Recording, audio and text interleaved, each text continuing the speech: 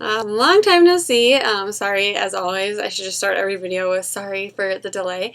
This is going to be my labor and delivery video. So maybe we'll add a couple pictures at the end, if that's possible. I asked my husband, he kind of does all that stuff.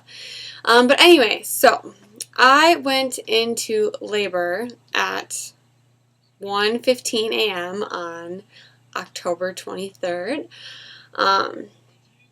That's 2 days before my due date. So basically I was just sleeping, and at this point in my pregnancy, basically I was like peeing all the time for the last like 6 weeks of my pregnancy. Just I was sitting really, really low, and so that's why they put me on halftime bed rest, if you've been watching any of my videos.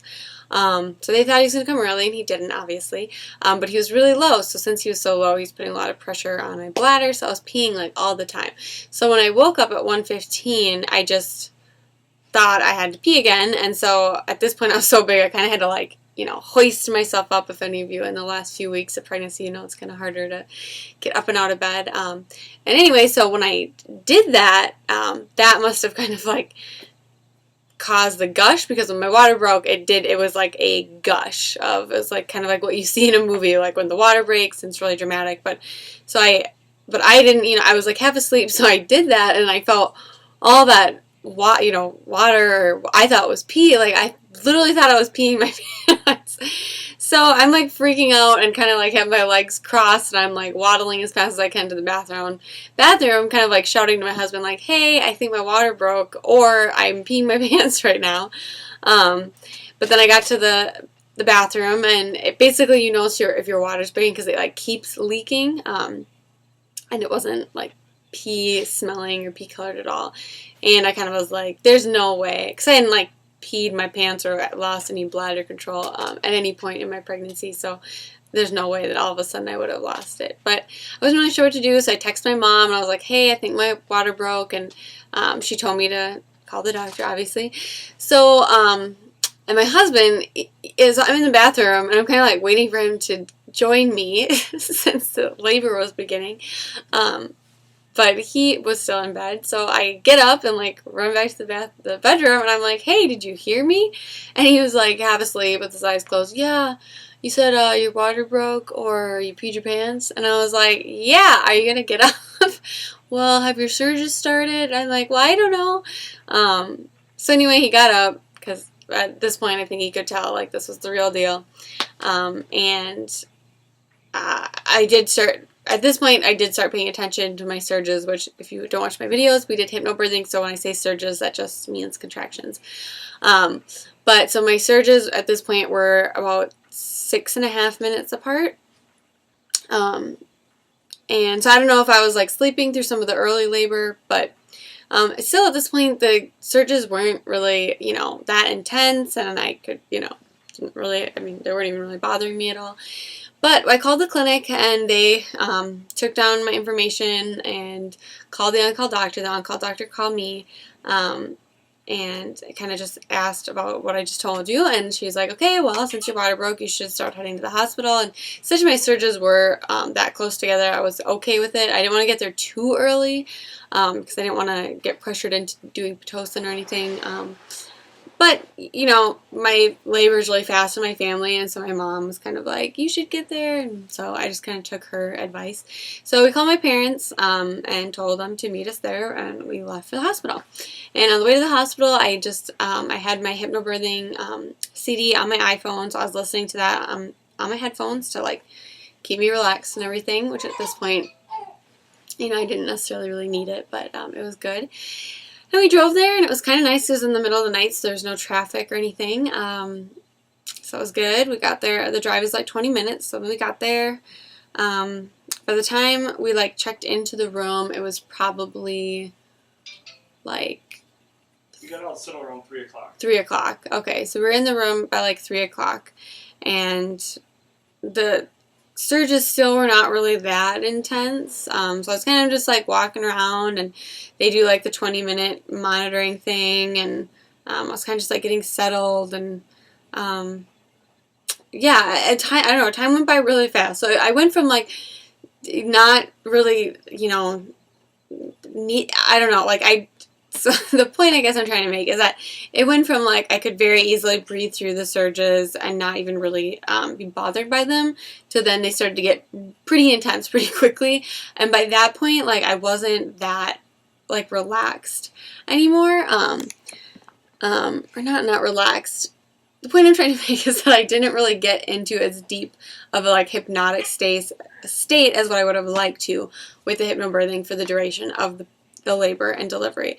But it just kind of escalated very quickly. But anyway, sorry, I have like nothing planned for this video, so I'm just talking off the top of my head. So my advice then is to make sure, if you want to do hypnobirthing, to really, even though like your surges aren't that intense in the beginning, really start at the first hint, I think, of you feeling like you're really having to like focus on staying relaxed. Really start using your tools to get into that deep relaxation, and maybe just let everyone in the room know that you're kind of you're done with chatting and being a hostess and stuff, and it's time for you to kind of like get into your frame of mind, because it's really hard to do that once you're really just trying to breathe through each surge and focus on that, which is kind of where I got to, because I didn't use any pain medication, no Pitocin, no epidural, nothing. So it was just me, basically. Me and my support team helping me through it. But anyway, I feel like I went from like 5 centimeters to like fully dilated, like very quickly. So all of a sudden I was like I could push. So I would say like the surges started to get more intense around like 4:30, like, yeah. So about an hour and a half of being there. And then I started pushing at 6, which I don't really know that I should have started pushing, because I didn't really feel that urge to like super push at that point, but I was fully dilated and I was just kind of ready to be done with the surges. So I started pushing, because the one thing too about my surges is that, so really a surge is just kind of, it starts off, like not too bad, and then it reaches a climax where, it's really intense, and then it just falls off. And it literally feels like you're on ecstasy. Well, not that I know, but it feels like you're on drugs, of what I assume it feels like to be on drugs, in between the surges, because you're just in no pain, or like you're just totally perfect, and it feels so amazing. But I started having surges that would like go up, and then start to dip, and then go right back up. So it's having like double surges, and I think the longest one lasted for almost 5 minutes, and it was just like, so those were getting a little intense. But anyway, so at 6 o'clock I started pushing, because I was getting tired, and I went into labor in the middle of the night, so I really only got 2 hours of sleep, and it was a Monday, it was after a Monday work day, so I was kind of just getting tired. So I started pushing, and I didn't really feel like the ring of fire sensation that everyone talks about. It just felt like pressure, and it just felt like, when I was first pushing, I think I was holding back a little, because I was like, oh, I don't want to. It felt like I could be pushing from my vagina and then pushing where like your butt is, or whatever. It's the only way to say it. And I think I was trying to like hold back on that area, because I just didn't want to poop my pants. But eventually I was like, okay, clearly I need to just push everything that I feel like I can push. And I didn't end up pooping or anything. But even if you did, it's not a big deal. You're having a baby. But yeah, so I started pushing, and my mom, my dad, and my husband, sorry, my screen went blank, were all there, and they were all kind of like, oh, he has a lot of hair, and oh, it's long hair. And so it's basically like I was pushing, and I would push, and his head would kind of like start to come, you see it, and then I guess it would go back in, and then you see it, and then go back in, and basically then they told me like I just needed to bear down and keep pushing through, that point. And then once I thought about it that way, he basically came out within 1 or 2 pushes. But I really do, I was watching more Business of Being Born, and they talk about, like, it's, because I think I got discouraged when they were kind of telling me, like, his head was coming out, and then it would go back in, because I'd be like, push, and release, and I just wasn't, like, pushing through it enough, really, I guess, for when you're ready to have them come out. But it really, when you're doing that, you're stretching the skin down there, and so it's like you're pushing and you're stretching, and then when it goes back, all the oxygen floods that area again, and then you're kind of just like stretching it each time you do that until, you know, the baby's ready to go through, which will prevent tearing. So I tore just a tiny little tear, and I don't even know where it was. I didn't see it. I didn't feel it. They stitched it up quick, and so I don't even know where it was. But so I tore a tiny little bit, and I think I wouldn't have if I would have just kept pushing the way I was feeling my body telling me to push. But, you know, he came out, and that's awesome.